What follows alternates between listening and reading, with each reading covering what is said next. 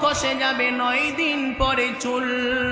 কবর গাহের সামান নিতে কইরো না কেউ ভুল। কবর জায়গা ভালো নয়, কবর জায়গা ভালো নয়, কবর জায়গা ভালো নয়। আমল দিয়ে কবর গৃহ সাজিয়ে নিতে হয়, আমল দিয়ে কবর গৃহ সাজিয়ে নিতে হয়।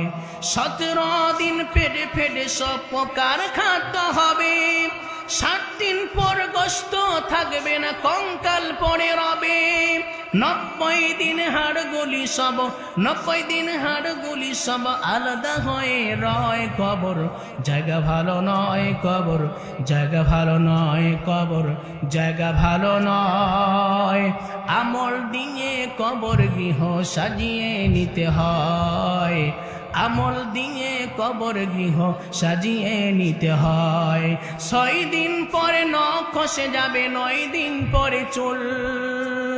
কবর গাহের সামান নিতে কইরো না কেউ ভুল। কবর জায়গা ভালো নয়, কবর জায়গা ভালো নয়, কবর জায়গা ভালো নয়। আমল দিয়ে কবর গৃহ সাজিয়ে নিতে হয়, আমল দিয়ে কবর গৃহ সাজিয়ে নিতে হয়।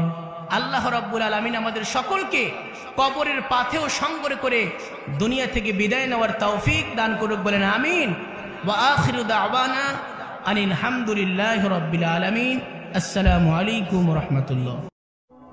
লা ইলাহা ইল্লাল্লাহ, লা ইলাহা